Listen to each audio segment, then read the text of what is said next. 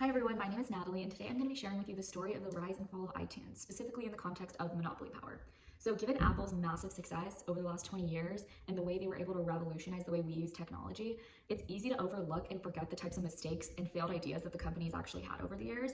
We tend to only view their successes rather than their failures. iTunes sparked and defined the concept of digital music downloads for the majority of the 2000s and 2010s. One of the reasons why I chose this product or service that Apple offered is because I remember growing up when the best gift I could receive for Christmas or my birthday was an iTunes gift card, so I could buy new albums and download music to my iPod Nano. However, as of fall 2019, iTunes does not exist. So I have some notes alongside me, and today I'm going to be talking about exactly how this downfall to obsolescence happened and what strategic mistakes the tech giant made in their take on the music downloading and streaming industry. Part one of this video is talking about the start of iTunes, and that's going to give us a lot of good context for how they kind of gained monopoly power and how they eventually led to their downfall. So in the early 2000s, the popularity of digital downloadable music was on the rise, while purchasing physical CDs and cassette tapes was becoming less and less common. Former CEOs of Apple, Steve Jobs, recognized this opportunity and what it could do for Apple's existing products, which at the time were the iMac and the iPod. Steve Jobs announced iTunes at the January 2001 MacBook Expo, calling it the world's best and easiest to use jukebox software. In 2002, kind of how iTunes came about was Steve Jobs was able to make an agreement with 5 major record companies, and they agreed to offer their music on the iTunes store. iTunes began operations after Apple signed these deals, and the 5 companies were EMI, Universal Music Group, Warner Music Group, Sony Music Entertainment, and Bertelsmann Music Group. So songs from more than 2,000 independent labels were also added later, and the first was being from The Orchard on June 24th, 2003. So this kind of shows the song selection was ramping up as the first couple years of iTunes was beginning. So the iTunes Store was officially introduced in 2003 and was available on iMacs and iPods, but it was soon expanded to be compatible with Windows computers, so you didn't need an iMac computer to access iTunes. Part 2 of this video is going to be focusing on the features of iTunes, specifically what features they had initially and the core values of the service, because they tend to stick to those even years later. So for songs available on iTunes, the price was 99 cents per song standard, but if the song was more popular, they would price it at $1.29. Soon enough, they also added movies and TV shows available for purchase and download, and iTunes became the blueprint for how people could legally download music rather than illegally stealing it from file sharing services such as Napster and then importing those onto their devices. It was much more easy for people to just purchase the songs for 99 cents and legally download their music. So Apple soon dominated the digital download industry, allowing it to kind of set the terms for that early new industry.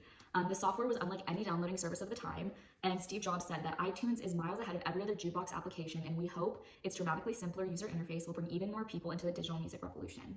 The introduction of iTunes aligned perfectly with the release and popularity of the iPod. With the combination of the iPod and iTunes, it seemed that Apple had created a superior technology that would revolutionize the way people would listen to music, and people agreed. A year after launch, 100 million songs had been sold on iTunes, so that actually occurred in 2004. That was their 1-year mark. And in the following years, Apple made various updates to iTunes to cater to the wants and needs of consumers, and some examples include adding podcasts, and at one point they also added books that you could purchase and download for your Apple devices. Okay, so now we're going to be jumping into part 3 of the video, which is the rise of iTunes and how they became on the verge of a monopoly and what they did with their monopoly power. So in 2004, as I just mentioned, iTunes Store marked its first anniversary with 100 million songs sold. This was clear dominance in the paid online music market at the time, and they were able to achieve a slight profit after investing so much money into getting iTunes to be what it is.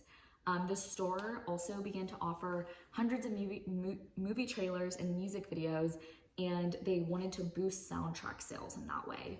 So in a conference, the idea of a subscription service was brought up for iTunes, and Steve Jobs reiterated that a subscription service is not in the interest of the customers, and he has publicly stated that Apple should not create a subscription service or move to the model of a streaming platform. The song with no subscription fees, because people have told us over and over and over again they don't want to rent their music. Just to make that perfectly clear, music's not like a video. Your favorite movie you may watch 10 times in your life. Your favorite song you're going to listen to 1,000 times in your life. If it cost you $10 a month or over $100 a year for a subscription fee to rent that song, that means for me to listen to my favorite song in 10 years, I've paid over $1,000 in subscription fees to listen to my favorite song 10 years from now, and that just doesn't fly with customers. They don't want subscriptions. And according to an Apple press release in August of 2004, The iTunes Music Store was the first store to have a catalog of more than 1 million songs, and the iTunes Music Store maintained a 70% market share of legal music downloads. And that was in 2004, but the statistic, it's important to remember, this only covered digital music sales. So at this point, there were still a lot of people purchasing CDs and cassette tapes, more traditional physical sales. So that didn't last for long though. The popularity and accessibility of iTunes began to threaten the sales of CDs in retail stores. In 2007, iTunes had 14% of all music units sold, and in 2008, that number rose to 21%. By February 2008, the iTunes Store surpassed Best Buy to become the second largest music vendor in the United States, behind Walmart, and then they eventually became number one in 2008.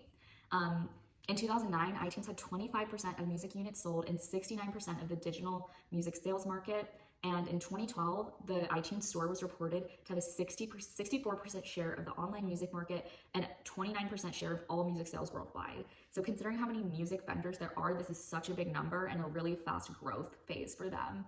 The emerging monopoly was actually criticized in 2011 by Mike Lang of Miramax for effectively strangling the industry. He said that because the music industry has so few content providers, it is now suffering, and Lang views this issue of being more of a threat to music than music piracy.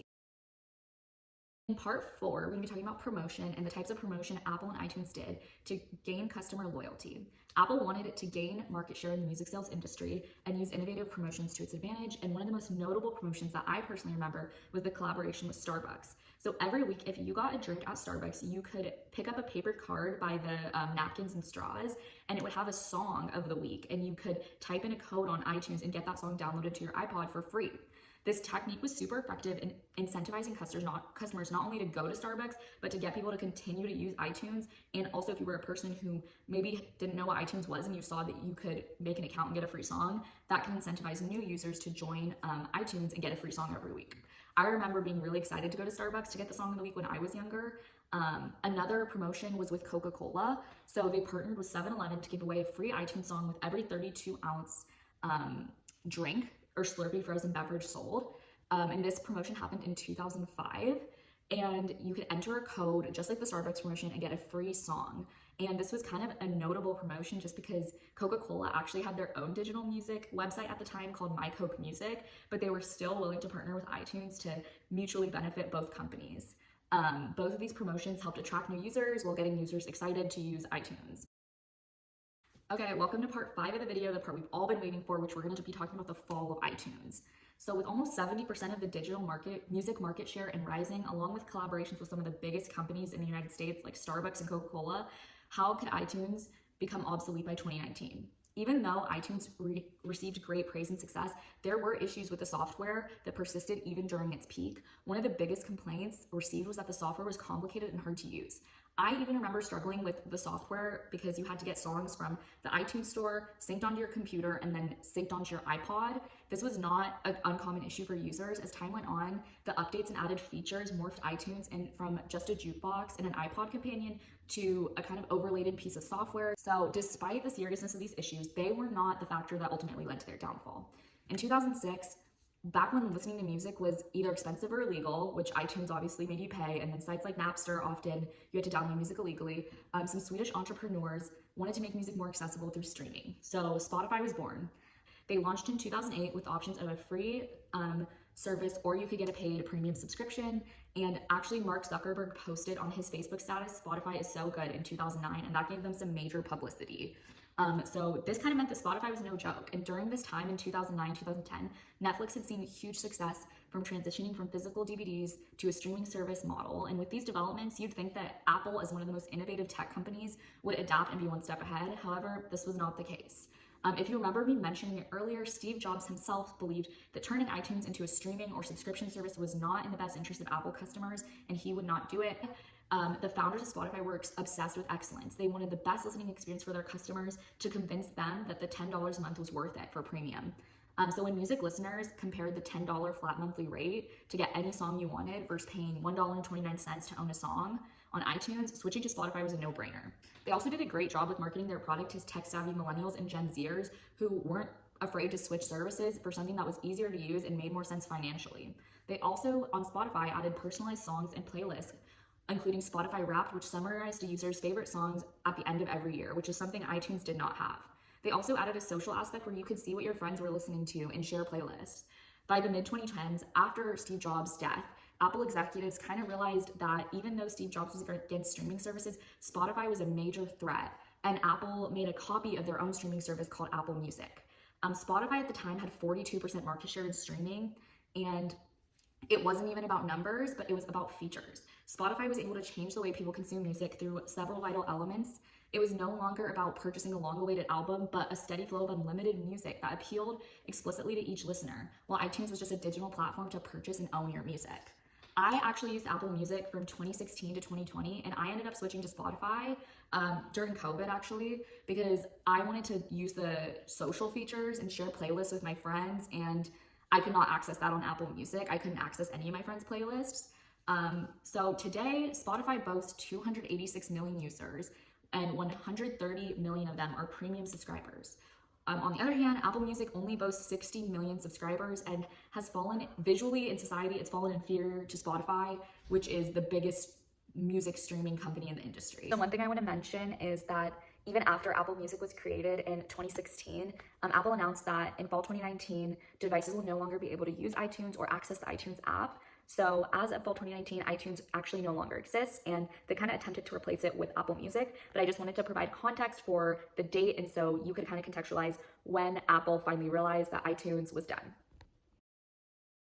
Welcome to part 6. This is the final part, and I'm going to be talking about my analysis and what I think went wrong. So what went wrong? What strategic mistakes led to Apple dominating the digital music market, to Spotify almost seamlessly taking their power and making Apple's music services almost irrelevant?